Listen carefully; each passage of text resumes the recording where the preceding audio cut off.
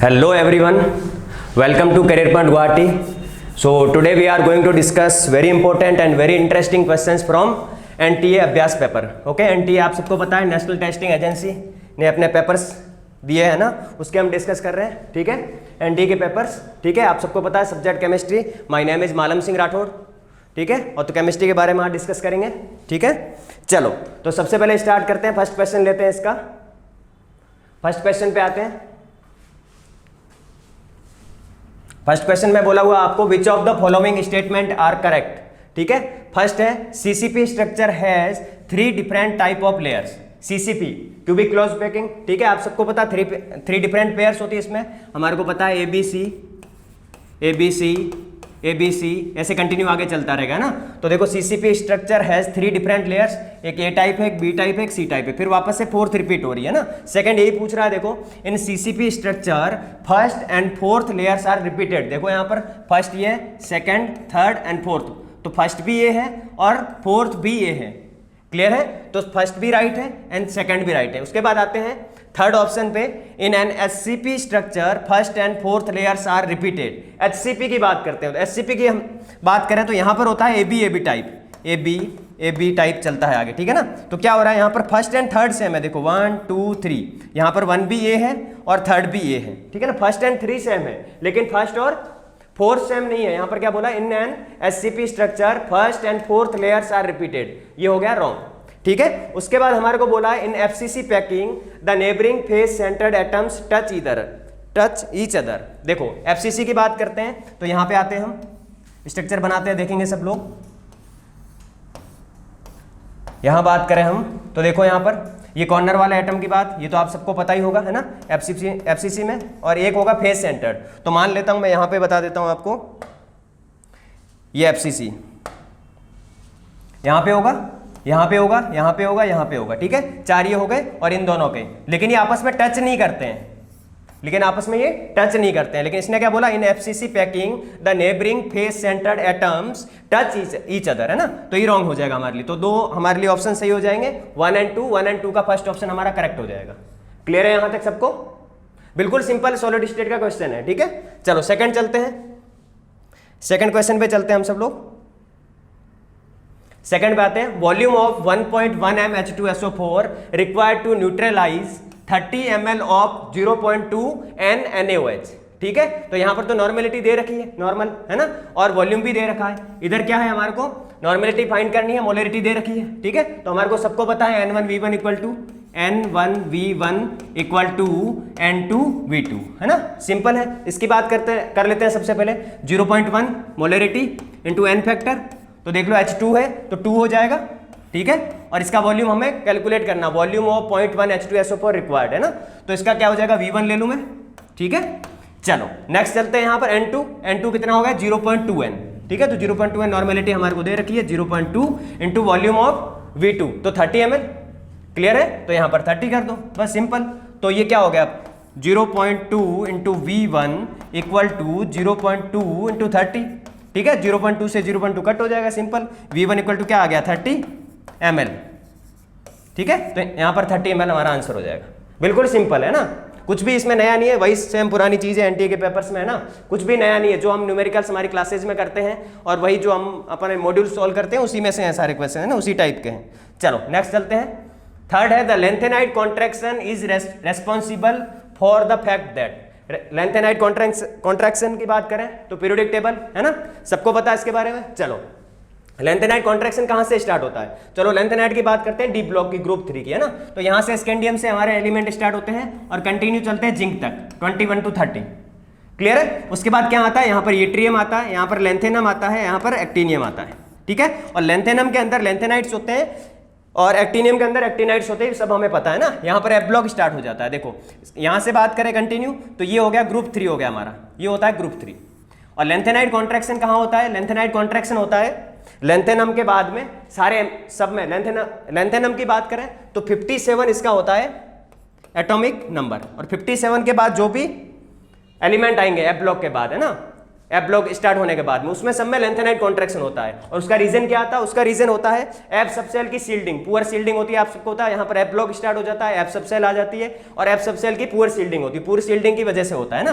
तो सेकंड यहाँ पे बात करें तो यहाँ बात करते हैं, देखते हैं सब लोग यहाँ पे बात करें तो देखो इसके बाद क्या आता है? टाइटेनियम है ना, इसके बाद जिरकोनियम और इसके बाद हाफनियम है ना। और इसकी बात किसकी करिए? जेड-आर एंड एच-एफ की बात की है, ठीक है ना, जेड-आर और एच-एफ। तो होता क्या है लेंथेनाइड कॉन्ट्रैक्शन में, ग्रुप 3 में तो कोई इफेक्ट नहीं होता है, लेकिन ग्रुप 3 के बाद जो भी एलिमेंट आते हैं कंटिन्यू है ना, उसमें एफ सबसेल की पुअर सील्डिंग के कारण लेंथेनाइड कॉन्ट्रैक्शन होता है और उसकी वजह से इनका साइज सेम होता है। यहाँ तक की बात करें तो यहाँ आएगा एनबी, यहाँ एमओ, यहाँ टीसी है ना। यहाँ की बात करें तो टीए आएगा, यहाँ टंगस्टन आएगा, ठीक है ना, और यहाँ पर आर आएगा है ना। इस तरह से चीजें आगे चलेगी, लेकिन इन सबकी है ना सेम हो जाएगी। एटॉमिक रेडियस की बात करें हम यहाँ पर सेम रेडियस, यहाँ पर सबकी सेम हो जाएगी। रीजन क्या है? लेंथेनाइड कॉन्ट्रैक्शन, बस यही सही है ऑप्शन है ना। बाकी सेम ऑक्सीडेशन स्टेट होता नहीं है। सेम रेडियस की बात करें, ठीक है, और लास्ट में चले हैव सिमिलर ऑक्सीडेशन स्टेट, तो ये भी नहीं होता है ना। तो रेडियस हमारी सेम होती है। चलो नेक्स्ट चलते हैं, नेक्स्ट क्वेश्चन पे चलते हैं। The alkene C6H10 producing CHO, ठीक है, CH2 4 और CHO ऑन ओजोनोलिसिस। ओजोनोलिसिस की मैं बात सिंपल सी कहानी हमें पता, देखो हमें मिल क्या रहा है? ये मिल रहा है, देखो CH2 4 और यहां पर है C double bond OH CHO, ठीक है, और यहां पर भी C डबल बॉन्ड OH, बस बिल्कुल सिंपल है। तो अब इसकी बात करें एल्कीन प्रोड्यूसिंग, एल्कीन कौन सी एल्कीन से प्रोड्यूस होगा ये? तो यहाँ पे देखो क्या करना है, हम क्या करते थे वहां पर ओजोनोलिसिस में O ऐड कर देते थे, डबल बॉन्ड को ब्रेक करके O ऐड कर देते थे। तो बिल्कुल सिंपल है, यहाँ पे कुछ करना ही नहीं है आपको। यहाँ की बात करें तो बिल्कुल सिंपल हो गया। यहाँ पर क्या करना है? यहाँ से ये बॉन्ड ब्रेक कर दो, यहाँ पर ये बॉन्ड ब्रेक कर दो, दोनों को ऐड कर दो, ठीक है। तो CH2 नॉर्मल सा ऐड कर दूं मैं, CH2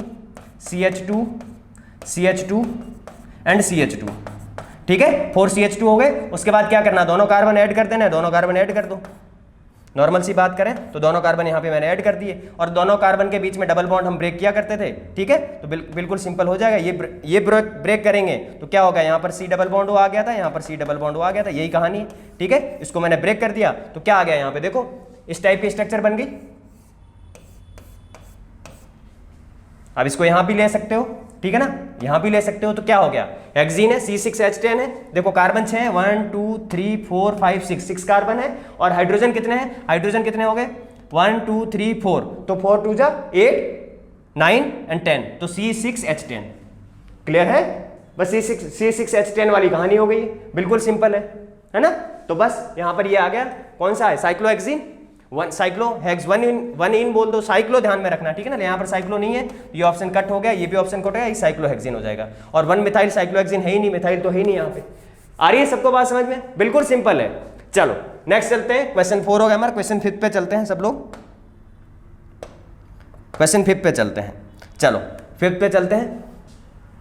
the final step for extraction of copper from copper pyrite in Bessemer converter involves the reaction.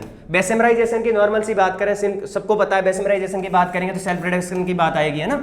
Self reduction, और सेल्फ रिडक्शन किसका हो रहा है? और हमें तो ये तो एनसीईआरटी बेस्ड सीधा क्वेश्चन है ना, एनसीईआरटी से, तो आप तो सीधा टिक लगा सकते हो। बेसेमराइजेशन CO2S plus CO2O 6CO plus SO2, ये आपको मेमोरी बेस्ड क्वेश्चन है ना, इसमें कुछ भी नया नहीं है। चलो नेक्स्ट क्वेश्चन पे चलते हैं, बिल्कुल सिंपल क्वेश्चन था ये। नेक्स्ट पे चलते हैं, क्या पूछा है? The order of reactivity towards diazo compounds coupling with phenol in the presence of dilute NaOH, ठीक है। तो फिनॉल की बात कर रहे हैं हम यहाँ पर, है ना। फिनॉल की बात करेंगे तो क्या है? डाइएजोनियम है, ठीक है। तो यहाँ पर क्या हो जाएगा? फिनॉल की बात करेंगे यहाँ पर तो N2। अब यहाँ पे फिनॉल की बात करते ही हमें क्या करना पड़ेगा? यहाँ पर कोई ऐसा इफेक्ट हो जो इसको पुल कर रहा हो चार्ज को। जब फिनॉल आ जाएगा यहाँ पर डाइएजोनियम सॉल्ट के साथ, फिनॉल आ जाएगा, है ना, डाइएजोनियम के साथ, तो क्या होगा? यहाँ पर ऐसा ग्रुप चाहिए जो -M देता हो, है ना। ये सारी चीजें तो आपको आती हो, -M देता हूं, है ना। माइनस ग्रुप चाहिए तो ये -M है ना। यहाँ पे आ जाता है तो क्या है? ये क्या है? +H है ना, +H है। और यहाँ पे आ जाते हैं, इसके पास लॉन पेयर है तो ये भी +M है ना, सिंपल है। और इसके पास भी लॉन पेयर है, ये भी +M है। क्लियर?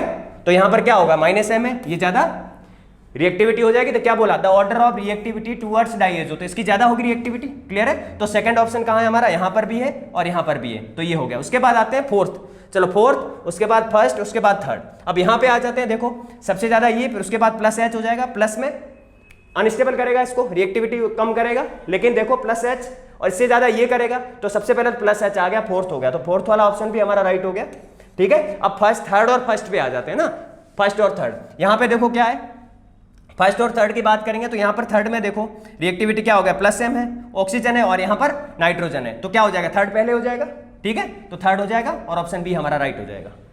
सिंपल है, चलो बिल्कुल इजी क्वेश्चन था ये। चलो नेक्स्ट क्वेश्चन पे चल रहे हैं। Which of the following is an extensive property of the system? इससे इजी क्वेश्चन कुछ नहीं हो सकता, पूरे एनटीए अभ्यास पेपर 2 केमिस्ट्री का पेपर देगा, इससे सिंपल कुछ भी नहीं है। हमें क्या पूछा, नॉर्मली एक्सटेंसिव प्रॉपर्टी पूछी है ना। एक्सटेंसिव प्रॉपर्टी की बात करेंगे, क्या होता है डिफरेंस, क्या होता है एक्सटेंसिव और इंटेंसिव, ठीक है।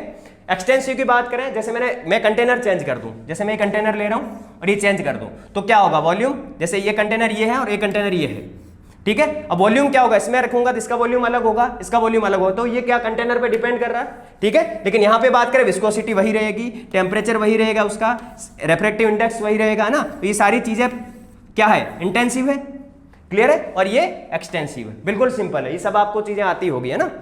चलो नेक्स्ट क्वेश्चन पे चलते हैं। नेक्स्ट क्वेश्चन हमें बोल रहा है, choose the correct statement about the major product form in E2 reaction.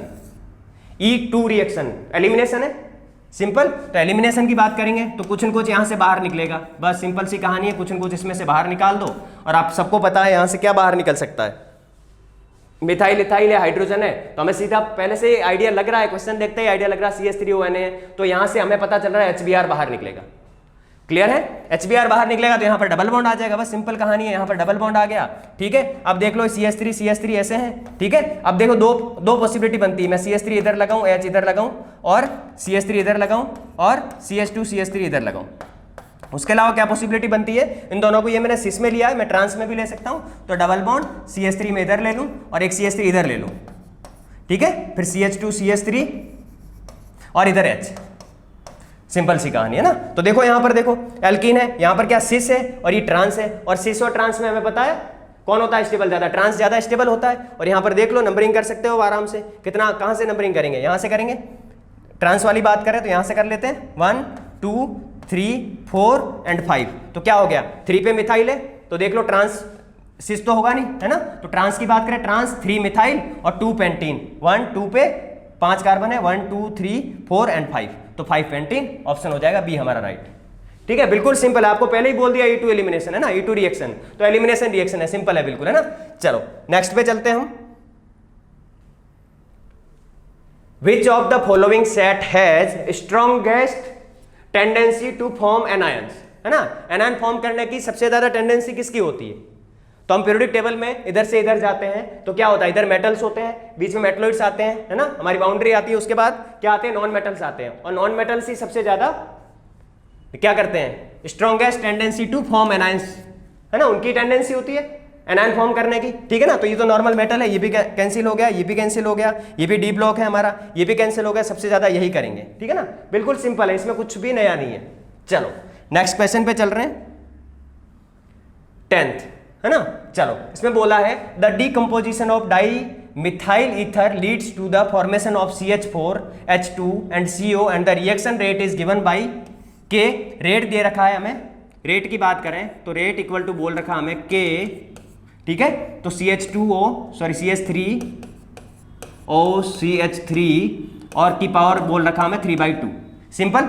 अब नेक्स्ट बोला है, the rate of reaction is followed by increase in pressure in a closed vessel, so the rate can also be expressed in terms of the partial pressure of dimethyl ether, that is rate, वापस rate दे रखा हमें K और वापस से वही हम उसकी बात करें रेट की, तो K और प्रेशर ऑफ CH3 और CH3 की पावर 3/2। हमें बोला क्या, निकालना क्या है, if the pressure is measured in bar and time in minutes then the unit of rate constant. Rate की बात करें किसमें किया, रेट कांस्टेंट का हमें पूछा है, देखो यहाँ पर, then the unit of rate constant, तो रेट कांस्टेंट क्या हो जाएगा, K इक्वल टू क्या हो जाएगा, रेट, K इक्वल टू क्या हो जाएगा, रेट अपॉन, इसकी बात करें, ठीक है, तो प्रेशर ऑफ CH3O CH3 का पावर 3/2।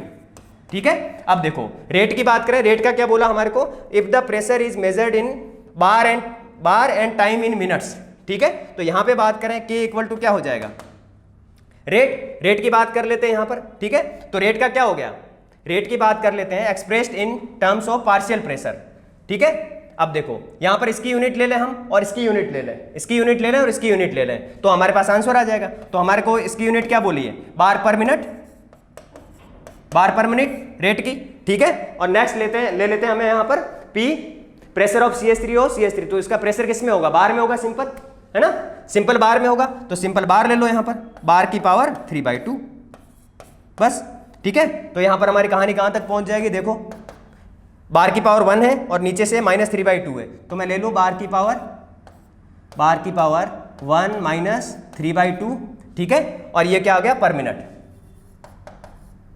ठीक है, तो बस लास्ट आंसर क्या आएगा, देखो बार की पावर 1 माइनस 3/2 तो -½ आ जाएगा, तो बार की पावर हो गया बार -½ और पर मिनट। क्लियर है, तो बस नॉर्मल सा आंसर हो गया, बार की पावर -½ हो गई है ना, 1 माइनस 3/2 तो -½ हो गई और पर मिनट, तो ये आंसर हो जाएगा हमारा। ठीक है, बिल्कुल इजी, आपको कुछ भी नहीं करना, रेट कांस्टेंट की आपको सिर्फ यूनिट पूछी है। ठीक है, चलो यहां तक सबको सही से समझ में आ रहा होगा है ना। चलो नेक्स्ट क्वेश्चन पे चलते हैं हम। देखो इसमें बोला है कुछ, हमें यहां पर ग्रेफाइट की बात करिए ऑक्सीजन के साथ और CO2 फॉर्म हो रहा है। ठीक है, इसका डेल्टा H दे रखा हमें, इसका भी डेल्टा H नॉट दे रखा, इसका भी डेल्टा H नॉट दे रखा, और पूछा हमें based on the above thermochemical equations the value of delta H not for the reaction. ठीक है, तो ग्रेफाइट बोल रखा है, ग्रेफाइट किस में है, इसमें देखो कार्बन इसी में है। चलो यहां पर फिर क्या ऐड किया है, हाइड्रोजन 2H2, और यहां पे देखो H2 यहां पे है। ठीक है, चलो हमें पहले फाइंड करना कौन कहां पे, ये CH4 बन रहा है, देखो CH4 किस में बन रहा है, ना इसमें बन रहा, ना इसमें बन रहा, इसमें बन रहा, तो तीनों रिएक्शन का यूज होगा, तीनों की बात करेंगे हम, और तीनों की बात करेंगे तो क्या करेंगे, तीनों को ऐड कर दूं, ऐड होकर ये बना रहा है, तो देखो कार्बन की नॉर्मल कार्बन है Ca, H2 को इन्होंने 2 टाइम्स कर रखा, देखो सब लोग यहाँ पर H2 को 2 टाइम्स कर रखा, तो मैं क्या कर दूं, फर्स्ट इक्वेशन ले लूं, यहाँ पर मैं बात करूं फर्स्ट इक्वेशन ले लूं और सेकंड इक्वेशन ले लूं। ठीक है, मैं बोल देता हूं ये फर्स्ट इक्वेशन है ना, सब लोग समझदार हो, सेकंड और ये थर्ड है। ठीक है, तो ये फर्स्ट इक्वेशन हो गई, ये सेकंड इक्वेशन हो गई, और सेकंड इक्वेशन का देखो यहां पर H2 की बात करें तो H2 1 है और यहां पर क्या है 2H2, तो इसको इंटू 2 कर दो। आ रही यहां तक सबको बात समझ में? ठीक है, बिल्कुल सिंपल है, कुछ भी नहीं करना, सिर्फ कैलकुलेशन बेस्ड है ना। चलो यहां पर देखो CH4 फॉर्म हो रहा है, तो CH4 की बात करें यहां पर, तो CH4 वाली इक्वेशन को सीधा मैं +3 बोल देता हूं है ना, इक्वेशन को ऐड कर दो, 2 को इंटू 2 कर दिया, बस कुछ भी नहीं करना। इसका कितना दे रखा है डेल्टा H, काउंट कर लो, -393.5 बस, और इसको करना है 2 को इंटू 2 करना, तो 2 माइनस 285.8 दे रखा है, 285.8 दे रखा है ना, 285.8, तो ये 2 टाइम्स है तो 2 टाइम्स ऐड कर दूं, 285.8। ठीक है, बस आपको क्या करना है, इसको ऐड कर लो, नेगेटिव वालों को पहले कर दो, उसके बाद प्लस, ये प्लस वाला है तो इसको बाद में ऐड कर देंगे, 3 1 और 2 को ऐड कर लेते हैं पहले। ठीक है, तो कितना हो गया, 8 8 16 5 21। ठीक है, 2 3 2 5 5 10 15। ठीक है, 15 10 18 और 8 कितना आ गया 26, 2 3 2 5 2 7 2 9। ठीक है, तो माइनस में आ गया 965.1। ठीक है, अब क्या है, प्लस की बात करेंगे, ठीक है, प्लस कितना है, +890 प्लस, इसको आप ऐड कर लो, +890.3। ठीक है, तो बस कुछ भी नहीं करना, इसको यहां से कर लो, माइनस कर लो है ना, इसको ऐड माइनस कर लेते हैं, 11 में से 3 हो गया 0.8 हो जाएगा।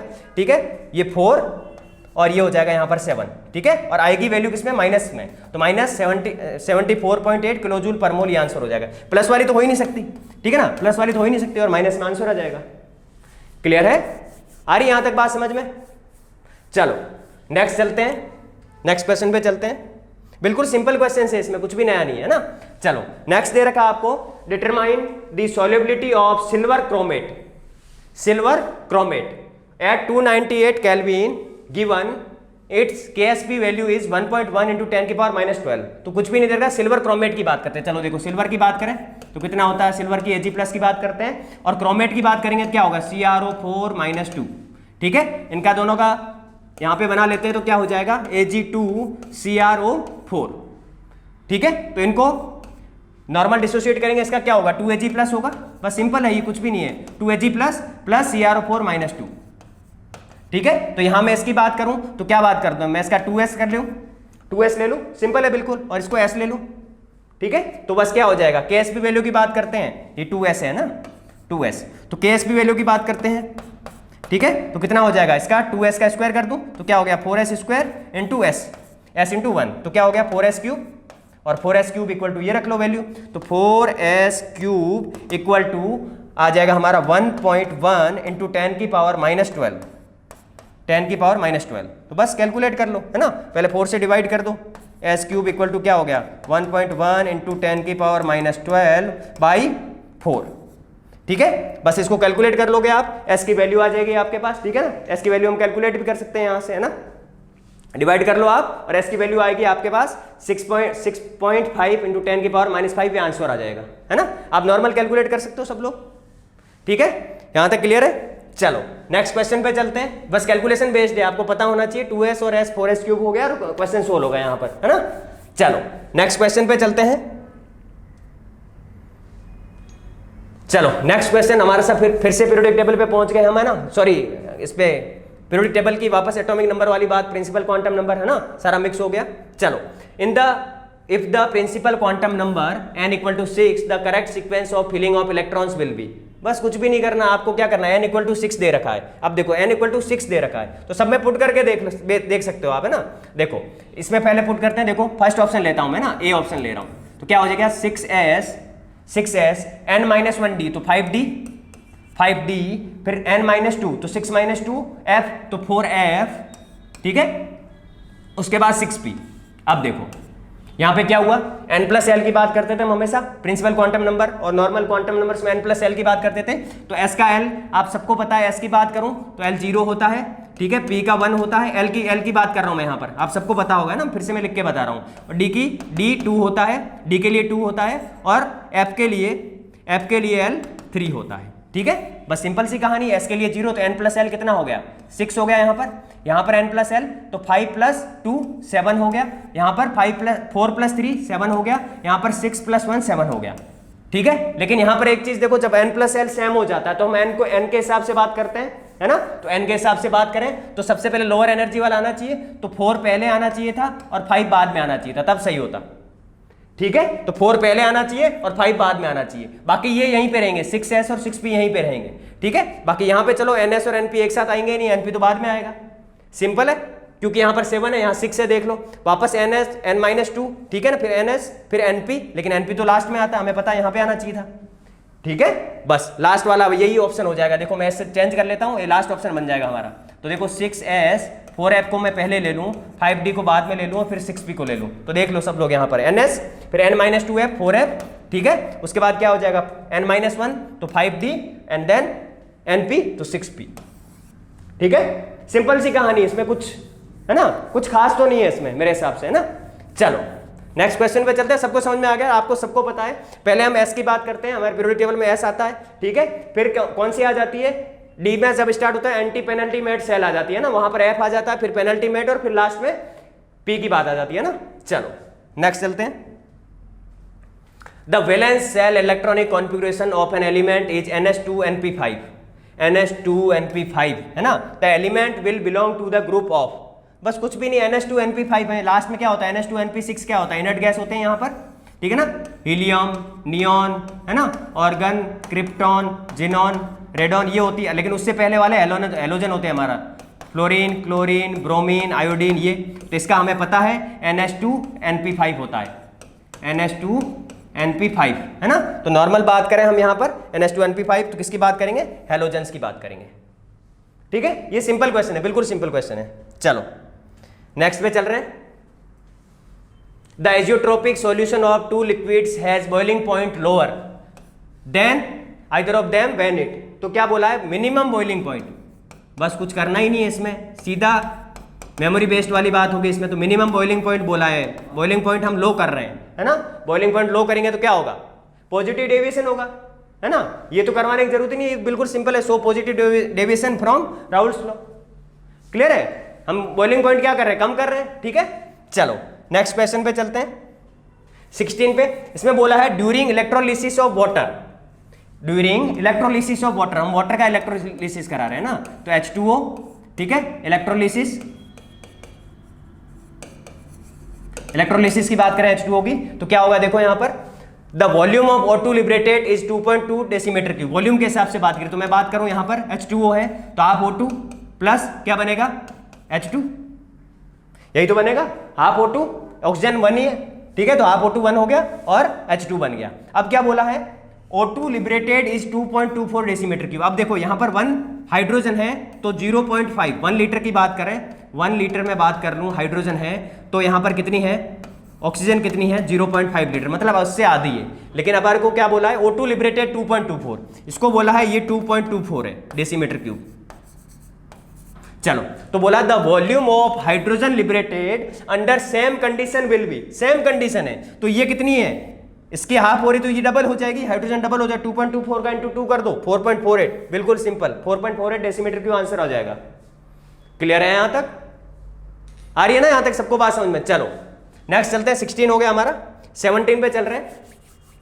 The final product form when methyl amine is treated with NaNO2 and HCl followed by hydrolysis is, ठीक है, तो सबसे पहले बोला है मिथाइल एमाइन, मिथाइल एमाइन बिल्कुल सिंपल, ये मिथाइल CH3 और ये अमाइन CH3NO2 NH2 है ना, इसकी रिएक्शन हमें करवानी is treated with NaNO2 and HCl, तो बस सिंपल रिएक्शन करवा दो इसकी, NaNO2 और HCl, NaNO2 प्लस HCl, तो कुछ भी नहीं डाइअजोनियम बनाएगा, है ना। ये सारी हम खूब सारी रिएक्शंस कर चुके हैं, क्लासेज में करी होगी आपने और अदर भी करी होगी। डाइअजोनियम की बात हो जाएगी और उसके बाद फॉलोड बाय हाइड्रोलिसिस, बस हाइड्रोलिसिस कर दोगे तो क्या हो जाएगा, H2O ले लो, यहाँ पर हाइड्रोलिसिस की बात कर लो, है ना, तो क्या हो जाएगा, निकल जाएगा ये सारा और CH3OH बन जाएगा, ठीक है। मिथाइल अल्कोहल बन रहा है, देखो मिथाइल और ये OH हो गया अल्कोहल, तो मिथाइल अल्कोहल बन जाएगा। आ रही है यहां तक बात सबको समझ में, ठीक है ना, बिल्कुल सिंपल है। चलो नेक्स्ट चलते हैं, 17 हो गया हमारा, है ना, 18 पे चलते हैं। The bond angle of H2SE is best described as between, हमें एंगल दे रखे हैं खूब सारे और H2SE एक बार रिलेशन भी दे रखा है, तो हम बात करें ऑक्सीजन, सल्फर, सेलेनियम, तो क्या हो रहा है, इलेक्ट्रोनेगेटिविटी की बात हो रही है, यहाँ पर बात करें तो क्या होगा, इलेक्ट्रोनेगेटिविटी डिक्रीज हो रही है ना, तो यहाँ पर मैं बात करूँ ऑक्सीजन के साथ या H2O की बात करूँ, एंगल क्या होगा, क्या होगा, ज्यादा होगा, ठीक है। फिर यहाँ पे आऊंगा, यहाँ पर इसका बनाएंगे तो ऑक्सीजन के साथ सल्फर, ठीक है, उसके बाद सेलेनियम आएगा, देखो यहाँ पर बात करूं तो H2SE है ना, तो क्या हो जाएगा, सेलेनियम इस टाइप से बनेगा। आ रही है सबको बात समझ में, तो क्या हो गया, नॉर्मल H2S की बात करें, H2O की बात करें, है ना, तो H2SE बात कर रहे हैं, H2SE, तो यहाँ पर H ले लो, है ना, तो ये क्या बन गया H2O, यहाँ पर बात करेंगे तो क्या हो जाएगा H2S की बात हो जाएगी, है ना, तो S ले लो, मैं यहाँ पे आप S ले सकता हूँ, है ना, यहाँ पर मैं S ले लेता हूँ, ये भी सेम बात है, यहाँ S ले लेता हूँ मैं, ठीक है, और यहाँ पर O ले लेता हूँ, सॉरी H ले लेता हूँ, H2S था, ठीक है, H2SE बोला है तो वापस मैं इसको हटा देता हूँ, यहाँ पर SE ले लेता हूँ और यहाँ पर H ले लेता हूँ, तो क्या होगा, ऊपर से हम नीचे आएंगे तो एंगल क्या होगा, कम होगा, ठीक है, इसका ज्यादा होगा, लेकिन 90 से ज्यादा होगा, ये तो हमें पता है ना, तो क्या हो जाएगा, ग्रेटर देन 120 नहीं होगा, बिटवीन 109 एंड 120 ये भी नहीं होगा, लेस देन H2S, इससे कम होगा, less than H2S but not less than 90 degree, ठीक है ना, 90 से कम नहीं होगा, तो सी ऑप्शन करेक्ट हो जाएगा, ठीक है। सो नेक्स्ट क्वेश्चन देखते हैं, 19 है ना, क्या बोला इसमें, द इक्विलिब्रियम कांस्टेंट ना, द इक्विलिब्रियम कांस्टेंट के बारे में बात कर रहा है, the equilibrium constant for a reaction A+B C+D, है ना, इसका इक्विलिब्रियम कांस्टेंट दे रखा है 1 × 10⁻⁻², है ना, और उसके बाद दे रखा है 2, देखो यहाँ पे 2, है ना, और उसके बाद क्या दिया, टेम्परेचर 298 है फर्स्ट में, 298, और उसके बाद यहाँ पे हो गया 273, तो यहाँ पर एक चीज देखने वाली है, इक्विवेलेंट क्या हो रहा है, इंक्रीज हो रहा है ना, इक्विवेलेंट क्या हो रहा है, इंक्रीज हो रहा है यहाँ से यहाँ तक, और टेम्परेचर की बात करें तो टेम्परेचर डिक्रीज हो रहा है ना, तो क्या हो रहा है, मैं बोलूँ कि इक्विवेलेंट और टेम्परेचर की बात करूँ तो इन्वर्सली प्रोपोर्शनल है, इन्वर्सली प्रोपोर्शनल है ना, इन्वर्सली प्रोपोर्शनल है तो क्या होगा, इन्वर्सली प्रोपोर्शनल है, ये क्या हो रहा है, इंक्रीज हो रहा है, ये यहाँ से यहाँ बात करें तो डिक्रीज हो रहा है ना, डिक्रीज हो रहा है तो क्या हो जाएगा, हमारे पास रिएक्शन हो जाएगी एक्सोथर्मिक, है ना, सिंपल है बिल्कुल। चलो नेक्स्ट पे चलते हैं, नेक्स्ट क्वेश्चन पे चलते हैं 20 पे, the most suitable method of separation of 1:1 mixture of ortho and para nitrophenol. पहले बात करते हैं ऑर्थो नाइट्रोफिनॉल, फिर पैरा की आते हैं, है ना, ये हो गया हमारा फिनॉल, ये हो गया फिनॉल, ऑर्थो नाइट्रोफिनॉल तो नाइट्रो यहाँ पे लगा दूं ग्रुप, और पैरा नाइट्रोफिनॉल मतलब ये फिनॉल है, और पैरा की बात करूँ नाइट्रो ग्रुप में यहाँ पे लगा दूँ, ठीक है। चलो क्या बोला, most suitable method of separation of 1:1 mixture, है ना। सेपरेशन ऑफ 1:1 मिक्सचर की बात करें तो यहाँ पे बात करो, देखो सब लोग सेपरेशन। अब यहाँ पे देखो NO2 और OH की बात करेंगे, तो NO2 और OH की बात करते हैं यहाँ पर क्या होगा, इंट्रामोलिकुलर हाइड्रोजन बॉन्डिंग होती है ना। जैसे मैं इसकी बात करूँ यहाँ पर इसकी बात करूं तो ये होगा यहाँ पर N डबल बॉन्ड O, इस टाइप से होगा NO2, ठीक है। यहाँ पर इनके बीच में इंट्रामोलिकुलर हाइड्रोजन बॉन्डिंग होती है ना, इंट्रामोलिकुलर हाइड्रोजन बॉन्डिंग, ठीक है। और यहाँ पर क्या होता है, इस टाइप से चीजें नहीं होती है ना, इंट्रामोलिकुलर नहीं होता। तो यहाँ पर जब हम इनको सेपरेट करना होगा, तो सेपरेट करने के लिए हमारे को हमेशा डिस्टिलेशन ही प्रीफर करना पड़ेगा ना, तो स्टीम डिस्टिलेशन होगा। क्लियर है यहाँ तक सबको? चलो नेक्स्ट क्वेश्चन पे चलते हैं। बिल्कुल ये तो नॉर्मल सा क्वेश्चन था। 21 पे चलते हैं। इसमें दे रखा है 4 gram of NaOH present in 0.1 decimetre cube solution has specific gravity 1.038 ग्राम पर ml। The normality of NaOH solution is, normality पूछी है हमारे को, है ना। नॉर्मेलिटी की बात करें नॉर्मल तो क्या हो जाएगा, कितना देर का 4, और इसका NaOH का कितना हो जाएगा मोलर मास 40, ठीक है। और ऊपर बात कर रहे हैं यहाँ पर 0.1 डेसीमीटर क्यूब, तो नीचे कर लूँ 0.1 में, बस सिंपल इतना ही यूज है इसका, और इसका कोई यूज ही नहीं है यहाँ पर बात करें तो, ठीक है। तो क्या हो जाएगा 4/40.1, तो क्या हो गया 4/4 हो गया, ये 4/4 हो गया 1, तो 1n हमारा आंसर आ जाएगा। सबसे सिंपल न्यूमेरिकल कोई है तो यही है इसमें, ठीक है। एनटी अभ्यास पेपर 2 में बिल्कुल सिंपल ज्यादा कैलकुलेशंस है नहीं, 2-3 क्वेश्चंस को छोड़े तो कोई ज्यादा कैलकुलेशंस नहीं है, बस आपको सीधा टिक करने वाले क्वेश्चंस हैं केमिस्ट्री में ना। चलो नेक्स्ट पे चलते हैं हम। 22 इसमें बोला है आपको 15 moles of H2 and 5.2 moles of I2। 15 moles of H2 and 5.2 moles of I2 are mixed and allowed to attain equilibrium at 500 degree centigrade. At equilibrium the number of moles of HI is found to be 10 mole. HI बन रहा हमारा 10 mole, ठीक है। The equilibrium constant for the formula of HI, तो देखो यहां पर सबसे पहले मैं बात करूं H2 प्लस I2 और HI की बात कर लेते हैं, ठीक है। चलो तो क्या बात किया मैंने यहाँ पर, H2 और I2 की बात कर लेते हैं, है ना। देखो 15 मोल्स ऑफ H2, इसके हैं 15 मोल्स, I2 के मोल्स है 5.2, I2 के मोल्स है 5.2, ठीक है। और HI के आपको 10 मोल दे रखे हैं, तो बनेगा क्या, देखो H2 प्लस I2, यहाँ पे मैं बात करूं तो क्या बनेगा 2HI बनेगा, यस और नो, ठीक है। चलो तो 2HI बन गया यहाँ पर, तो ये क्या है 2HI, तो मतलब एक की बात करूं मैं x की 2x बन रहा है, तो x की बात करूं तो x इक्वल टू 5 हो जाएगा। यहाँ पर 2x बन रहा है तो x इक्वल टू 5 है, तो 5 मैं इनको माइनस कर सकता हूं, ठीक है। तो यहाँ पर क्या था 5.2, तो इसमें से माइनस कर लो, 15 माइनस 5 क्या हो गया 10, ठीक है। और 5.2 माइनस 5 तो कितना हो गया 0.2, और इधर 5 है ना, नॉर्मल 10 है, ठीक है। तो आपको पूछा था equilibrium constant for the formula of HI की बात कर रहे हैं, के इक्विवेलेंट क्या हो गया 10, ठीक है। और कितना रिमेनिंग है उसका कर लेते हैं नीचे, तो 10 का स्क्वायर हो जाएगा इधर, क्योंकि इधर 2 है, ठीक है, कोफिशिएंट 2 है, तो 10 का स्क्वायर अपॉन 0.2 इंटू 10, ठीक है। तो 10 से 10 कट हो जाएगा, 10 अपॉन 0.2, तो 10 अपॉन 0.2 हो जाएगा 50, ठीक है। तो नॉर्मल सी कैलकुलेशन है इसमें, ठीक है। यहां तक सबको बात समझ में आ रही होगी, है ना। चलो नेक्स्ट क्वेश्चन पे चलते हैं हमारे। नेक्स्ट क्वेश्चन है question number 23। Ferrous oxide has a cubic structure and each edge of the unit cell is 5.0 angstrom.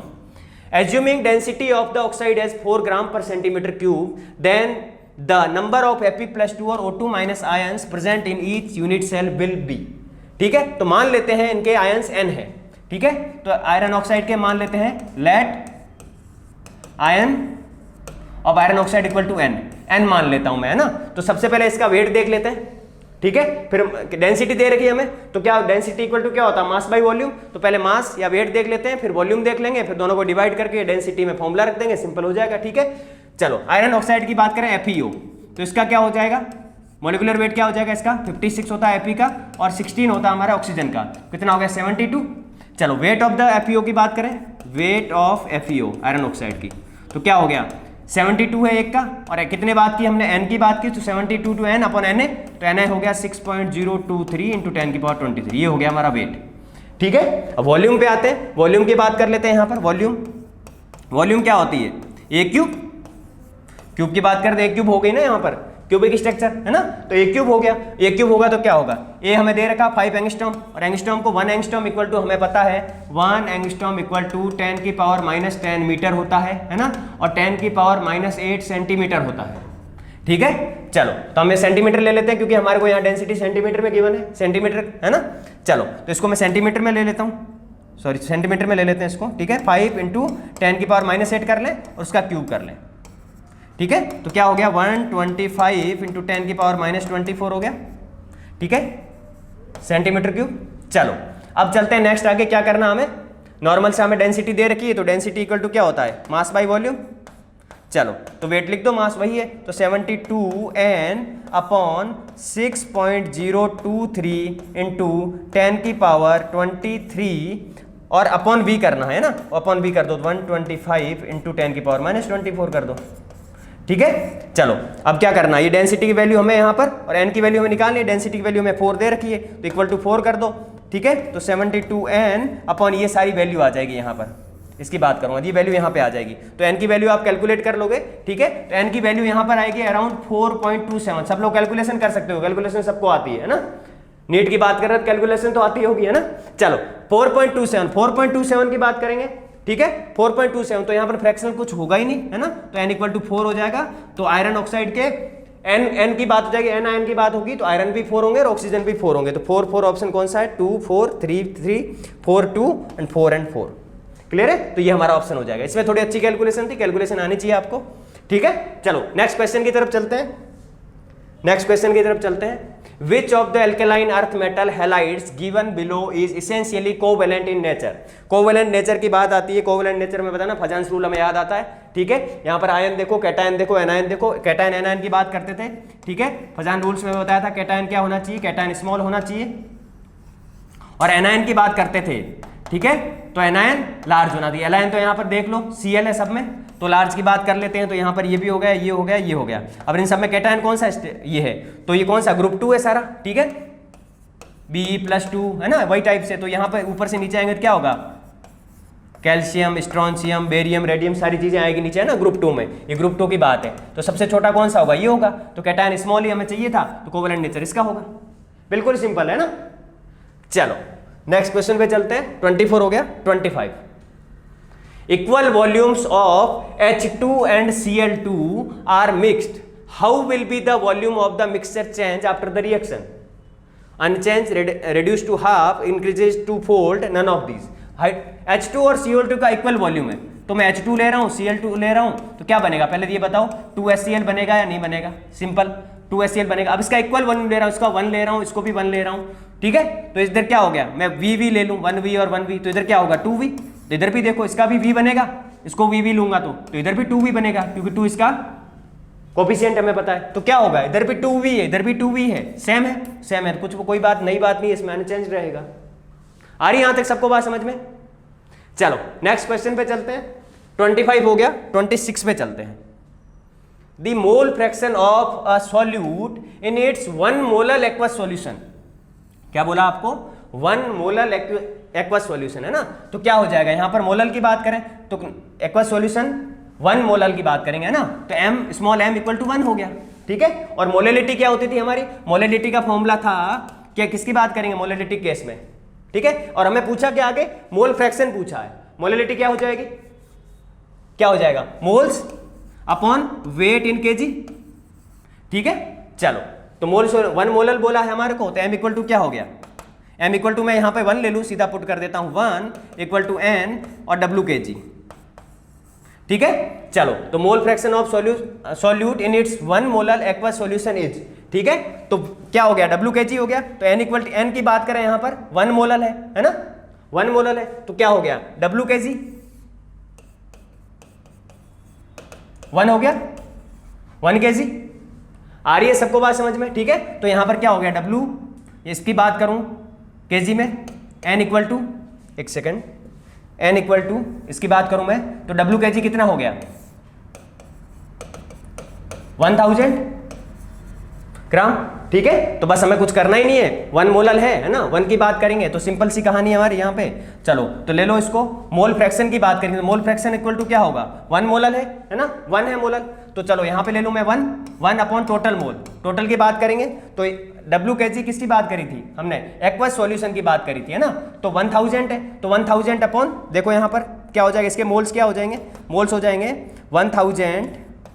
1000 upon क्या बात करेंगे, अपॉन किसकी बात करेंगे 18, H2O का कितना होगा 18, तो यहाँ पर आ जाएगा 55.55 हमारा आंसर आ जाएगा 55, एक सेकेंड, 55.55 है ना। तो बस यहाँ पर 55.55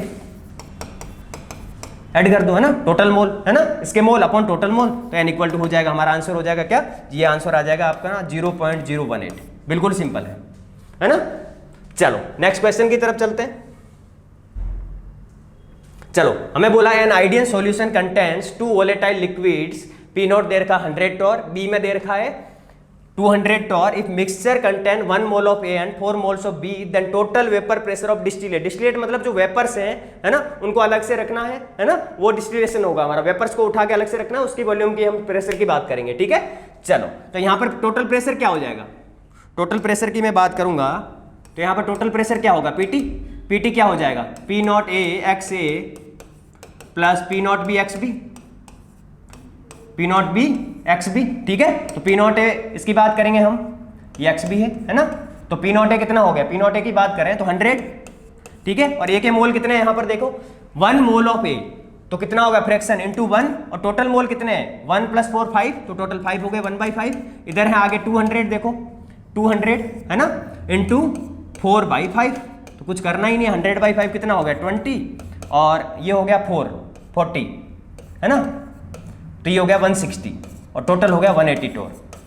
लेकिन कुछ लोग यहीं तक क्वेश्चन करके यहाँ पर टिक लगा देंगे 180 टोर आंसर आ रहा है, लेकिन हमें डिस्टिलेशन का देखना था ना, 180 टिक नहीं करना है यहाँ पर, ठीक है, डिस्टिलेट करना है, और डिस्टिलेट करना है तो डिस्टिलेट की कहानी देखते हैं ना, तो डिस्टिलेट करेंगे, ठीक है। तो इसमें YA और YB फाइंड करना पड़ेगा, आप सबको पता होगा, है ना, YA और YB की बात करेंगे तो यहाँ पर क्या हो गया 20 और टोटल 180 में से, तो इसकी बात करेंगे क्या होगा, YA और YB क्या होगा, P not A XA upon PT, ठीक है।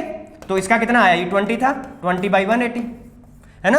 YB की बात करूंगा मैं, बिल्कुल सिंपल है, YB की बात करेंगे हम, YB क्या हो जाएगा P not B XB upon PT, तो बस कुछ भी नहीं है यहाँ पर, ये ले लो 160, क्योंकि हमने ये कैलकुलेट किया है, ठीक है। तो 160 है ना, 160 की बात कर लेंगे, 160 अपॉन 180, ठीक है, बिल्कुल सिंपल है ना। चलो 160 अपॉन 180 की बात हो गई है ना।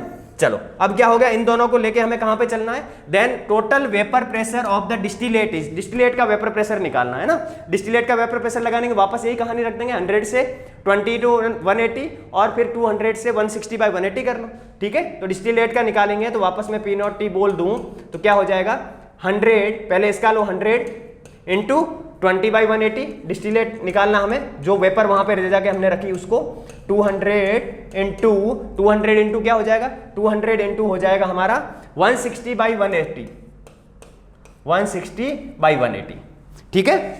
तो बस सिंपल सी कहानी है, इसको कैलकुलेट कर लेते हैं हम सब लोग, है ना, 120/160, तो हमारा आंसर आ जाएगा यहाँ पर, सब लोग देखेंगे, ठीक है। तो सिंपल सी कहानी है यहाँ पर, वापस से भाई जो हम 1/5 वाली कहानी कर रहे थे, तो हमारे पास ये ऑप्शन आ जाएगा यहाँ पर 188.88 टॉर, ठीक है, 188.88 टॉर आंसर आ जाएगा, ठीक है।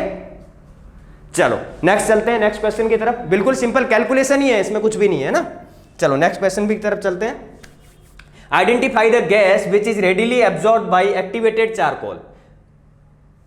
एड्जॉर्प्शन देख रहे हैं ना, एड्जॉर्प्शन हमें पता है किसके इनवर्सली प्रोपोर्शनल होता है, एड्जॉर्प्शन की बात करेंगे, ठीक है। एड्जॉर्प्शन हमारे लिक्विफिकेशन के डायरेक्टली प्रोपोर्शनल था, है ना, लिक्विफिकेशन, और लिक्विफिकेशन की और पोलैरिटी की बात करें तो क्या एड्जॉर्प्शन डायरेक्टली प्रोपोर्शनल पोलैरिटी के भी था, है ना। तो बस कुछ भी नहीं देखना है इसमें, नॉन पोलर कौन है, पोलर कौन है वो देख लो। देखो ये नॉन पोलर है, नॉन पोलर है, ये भी नॉन पोलर है, और लेकिन ये पोलर है और ये नॉन पोलर है वापस से, तो पोलर होगा वो अच्छे से करेगा विच इज रेडिली एब्जॉर्ब, ठीक है। आप सबको पता होगा sulphur double bond O, sulphur double bond O, ये डबल बॉन्ड O, और यहाँ पर हमारा लॉन पेयर होता है ना। आप सबको पता है पोलैरिटी, वापस वही कहानी हमारी ऐसी चलेगी, है ना। चलो, तो ये हो गया, इसमें SO2 हो गया हमारा ऑप्शन, ठीक है। नेक्स्ट क्वेश्चन की तरफ चलें। चलो नेक्स्ट क्वेश्चन की तरफ चलते हैं। IUPAC नेम, सबसे सिंपल, कोई फ्री के नंबर होते हैं नीट के पेपर में, IUPAC के होते हैं ना। चलो देखते हैं, नीट के नंबर है ना, यहीं से हमारे नंबर बनेंगे ना। चलो फर्स्ट क्वेश्चन है, सॉरी फर्स्ट हम नंबरिंग देंगे कहां से, जहां पर फंक्शनल ग्रुप होगा 1 2 3 4 5 6, ठीक है। तो सबसे पहले सब्स्टिट्यूएंट ले लें, तो कितना है 3 पे, 3 पे क्या है, कीटो है, ठीक है। तो 3 पे कीटो, 3 पे कीटो कहाँ आ रहा है, यहाँ पे आ रहा है, यहाँ पे आ रहा है, ठीक है। 5 पे मिथाइल, ये तो लेंगे नहीं, सबसे पहले ये लेंगे सब्स्टिट्यूएंट, ठीक है, कीटो।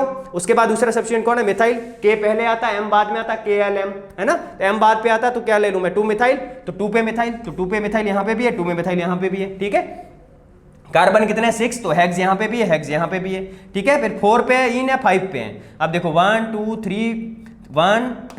3 और ये 4 है, तो 4 पे क्या इन है, तो 4 इन, और अल तो हमें पता है एल्डिहाइड का सफिक्स है ना, अल लगता है। चलो तो ये वाला ऑप्शन हो जाएगा, ठीक है। यहां तक आ रही सबको बात समझ में। चलो नेक्स्ट क्वेश्चन की तरफ चलते हैं। हमें दे रखा है statement first, for adsorption delta G delta H delta S all have negative values, ठीक है। और स्टेटमेंट 2 दे रखा है adsorption is an exothermic process in which randomness decrease due to force of attraction between absorbent and absorbate, है ना। चलो तो सबसे पहले इनकी बात करें, delta G delta H delta S, adsorption भी बात करेंगे, सारे नेगेटिव रहते हैं हमें पता है सबसे पहले, है ना। और नेगेटिव पे रहते हैं तो एक्सोथर्मिक वाली बात हो जाएगी, एक्सोथर्मिक डेल्टा H नेगेटिव, तो एक्सोथर्मिक हो गया। तो ये बात सही है, adsorption is an exothermic process in which randomness decreases, कम होते हैं नीचे बैठ जाते हैं, मॉलिक्यूल वाली बात करेंगे तो, है ना। Randomness decreases due to force of attraction between absorbent and absorbent, simple है, इसका रीजन भी है ना। तो सिंपल ये हो जाएगा, statement first is true, statement second is also true, statement second is the correct explanation of statement, है ना। असर्शन रीजन आता है, ठीक है। चलो नेक्स्ट चलते हैं एनटीए के नेक्स्ट क्वेश्चंस पे, है ना। चलो यहाँ पे आ जाते हैं, which of the following is considered to be an anti cancer species, है ना, एंटी कैंसर। अब बात करें, ये सारे क्वेश्चंस जो आ रहे हैं केमिस्ट्री इन एवरीडे लाइफ के, ये सारे मेमोरी बेस्ड हैं। आपको पता है प्लेटिनम आता है कैंसर के केस में, ये सारी चीजें, कुछ चीजें आपको ध्यान में रखनी पड़ेगी, है ना। प्लेटिनम आता है, सब में ही हमें पता है, लेकिन ये वाला होता है ना, क्लोरीन और NH3 ये वाला होता है हमारा एंटी कैंसर की बात करें तो। ये हमें मेमोरी बेस्ड है, हमें याद रखने पड़ेंगे ना, ये सिर्फ देखो और टिक करो वाली कहानी है यहाँ पे, है ना। चलो नेक्स्ट क्वेश्चन में चलते हैं, हमारे 31 तक हो चुके हैं, बस हम करीब ही हमें कंप्लीट होने वाला हमारा ये। चलो नेक्स्ट पे चलते हैं, एटॉमिक स्ट्रक्चर आ गया हमारा, है ना। इतनी देर से मिस कर रहा था एटॉमिक स्ट्रक्चर को, है ना। चलो देखते हैं, the energy of an electron in first Bohr's orbit of hydrogen atom is -13.6 electron volt. The energy value of electron in the first excited state of Li2+ is, देखो first Bohr orbit of hydrogen atom कितनी है, -13.6, ठीक है। तो -13.6 हम लेते ही, हमारा formula है, एनर्जी का फॉर्मूला क्या है, -13.6 Z²/n² इलेक्ट्रॉन वोल्ट। बस कुछ भी नहीं करना आपको, सीधा फॉर्मूला पुट करो, पुटिंग एंड गेटिंग, है ना। तो 13.6 और Z कितना है, Z यहाँ पे देख लो क्या दे रखा है हमारे को, Li+2, तो हाइड्रोजन हीलियम लिथियम थर्ड होता है, तो 3 का स्क्वायर कर दूं, 9 कर दूं मैं यहाँ पर, ठीक है। The energy value of the first excited state, देखो n = 1 है, इससे एक्साइट होके जा रहा है, मतलब फर्स्ट एक्साइटेड स्टेट, तो n = 2 हो जाएगा यहाँ पर, ठीक है। मैंने आपको बताया था ग्राउंड वाली बात करेंगे, ग्राउंड स्टेट तो n = 1 और एक्साइटेड स्टेट हमारी 2 से स्टार्ट होती है, 2 to इन्फिनिटी कुछ भी हो सकती है ना। तो n = 2 होगा फर्स्ट, तो आपको +1 ऐड कर देना है। जब को जोन सी भी एक्साइटेड बोले, जैसे आपको 10th एक्साइटेड स्टेट बोलेगा तो आप 11 ले लो n, 12 बोलेगा तो 13 ले लो, 14 बोलेगा 15 ले लो, ऐसी चलेगी हमारी कहानी, है ना। तो 2 का स्क्वायर हो जाएगा 4, और इसको कैलकुलेट कर लो सब लोग, है ना। इसको कैलकुलेट कर आंसर आ जाएगा माइनस में 30.6, प्लस में तो होने ही नहीं थे, ये तो वैसे ही रॉन्ग थे, है ना। माइनस में ये देख लो -30.6 -27 पर आप सब लोग कैलकुलेट कर सकते हो, है ना। चलो 32 हो गया हमारा, 33 पे चल रहे हैं हम सब लोग।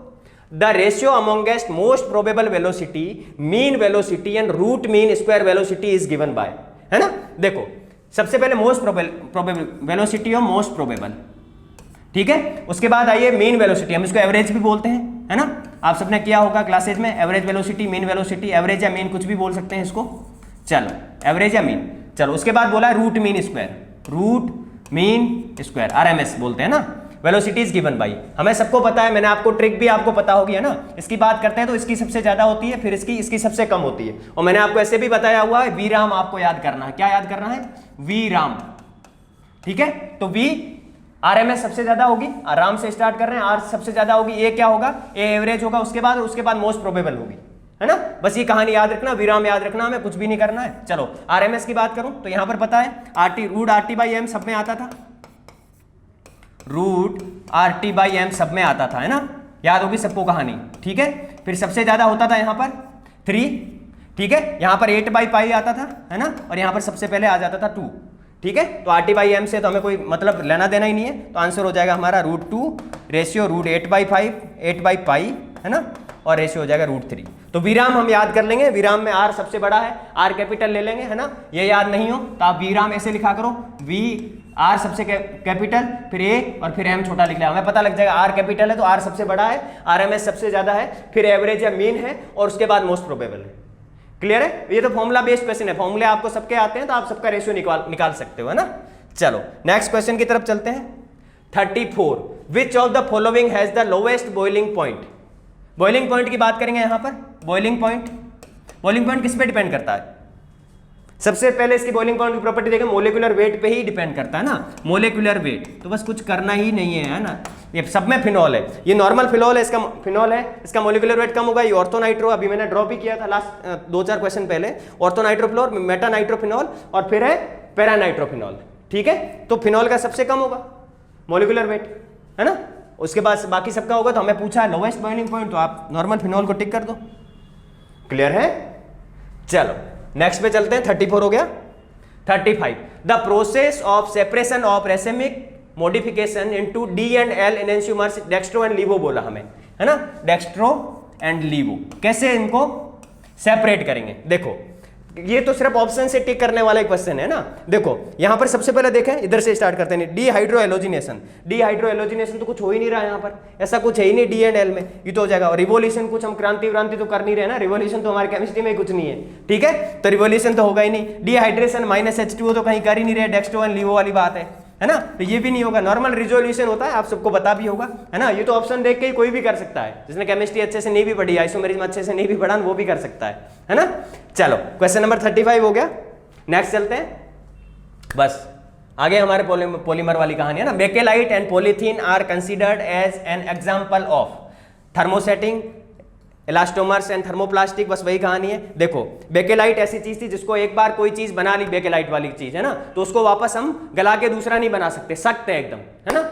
और उसकी बात करें, पॉलीथीन की बात करें, तो पॉलीथीन वाली कहानी तो हमें पता है, पॉलीथीन को कैसे भी हम मॉडिफाई करें, है ना, तो इसको बोलते हैं बेकेलाइट वाली बात करेंगे तो ये होगा थर्मोसेटिंग हमेशा से, है ना। और इसकी पॉलीथीन की बात करेंगे थर्मोप्लास्टिक होगा। ये बिल्कुल मतलब ये तो याद होने ही चाहिए आपको, पॉलीमर की बात, एक क्वेश्चन फंस जाता है इसका, 4 नंबर फ्री के हैं, है ना। चलो नेक्स्ट चलते हैं। 36 हो गया हमारा।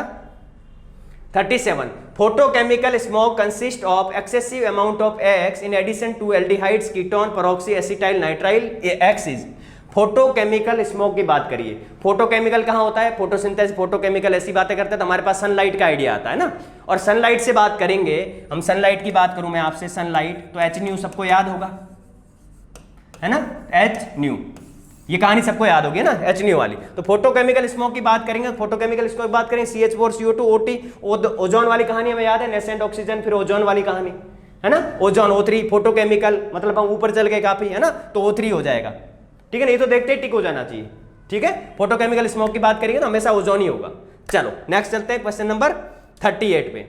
38 है विच of the following statement is incorrect. ध्यान रखेंगे करेक्ट इनकरेक्ट, ये बीच में आपको 2-3 करेक्ट वाले सेंटेंस देंगे और एक दे देंगे आपको इनकरेक्ट वाला क्वेश्चन, तो आप हमेशा करेक्ट की तरह टिक नहीं करके आना ना, पहले क्वेश्चन ढंग से बोलना है, देखना है इनकरेक्ट है या करेक्ट है, ठीक है। उसके बाद देखते हैं, इसमें बोला है फर्स्ट में different resonating structures contribute to the resonance hybrid in the proportion of their energy.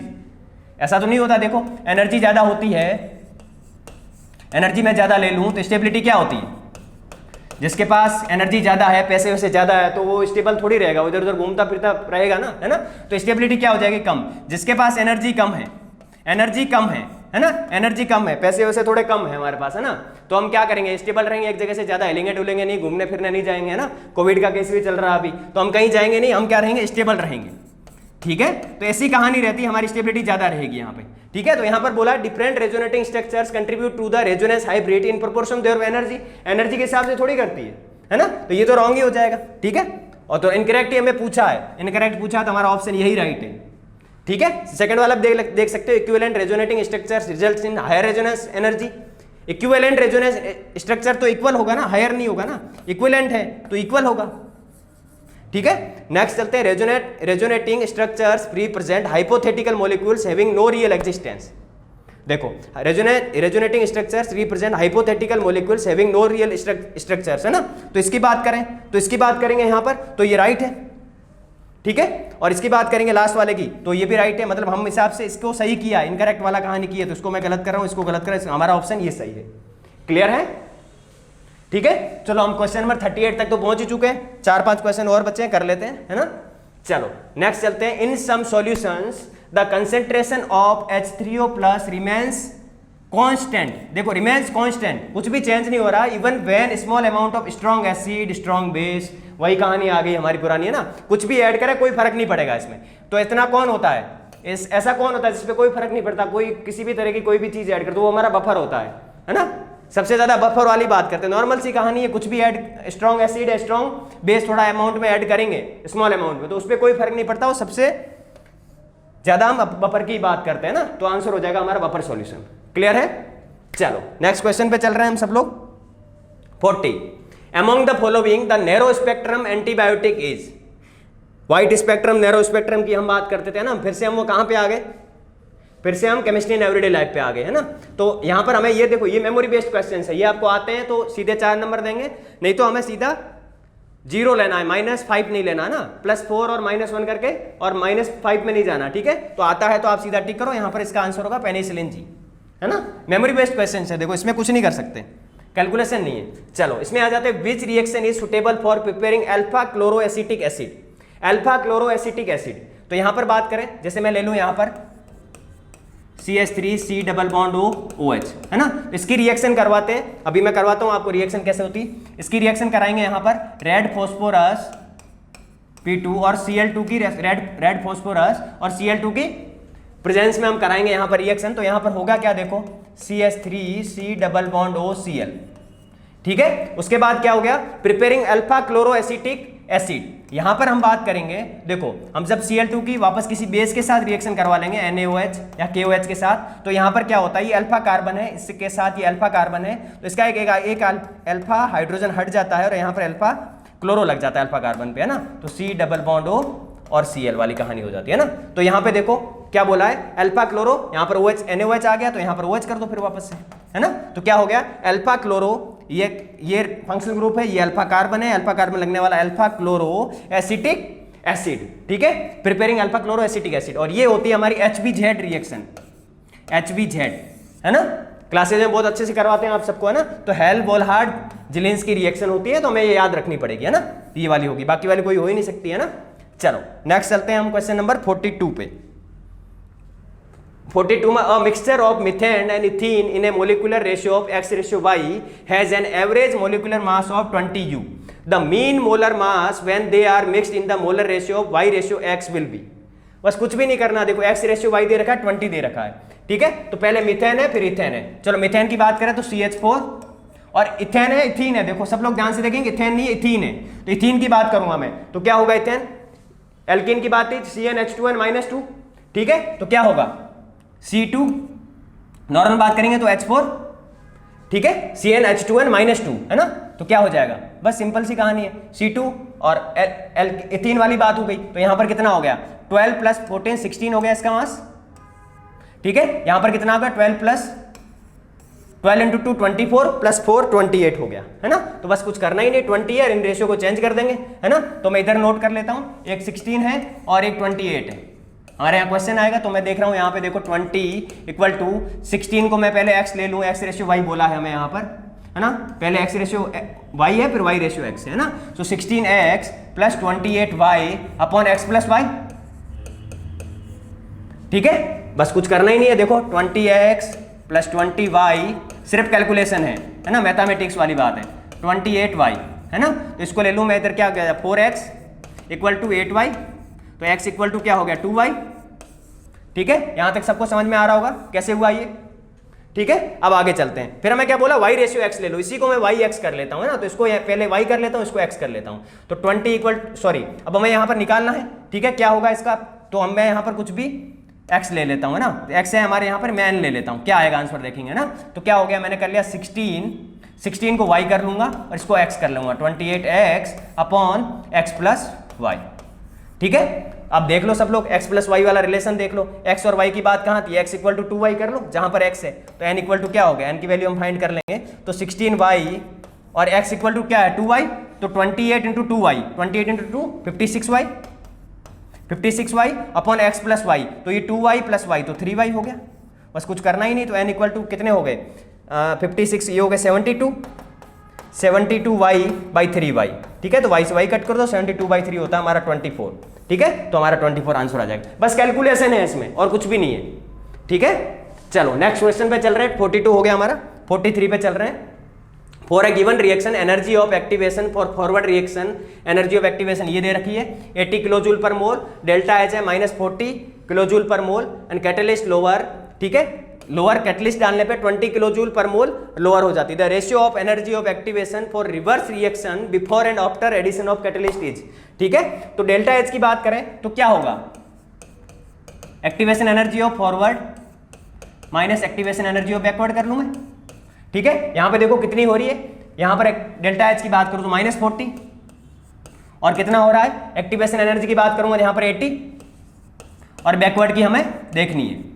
ठीक है, तो क्या हो जाएगी बैकवर्ड की, देखो सब लोग 80 इधर भेज दूं मैं या 40 को इधर भेज देता हूं, ये को इधर भेज देता हूं, कितना हो गया 120 आ गया आंसर। अब उसने बोला है catalysed lower activation energy to 20 kilojoule per mole, ये 80 थी पहले, इसको इसने 20 कर दिया, इसका मतलब 60 माइनस किया तो इसको भी 60 माइनस करेगा, तो मैं इसमें से 60 माइनस कर लेता हूं तो कितना हो गया 60।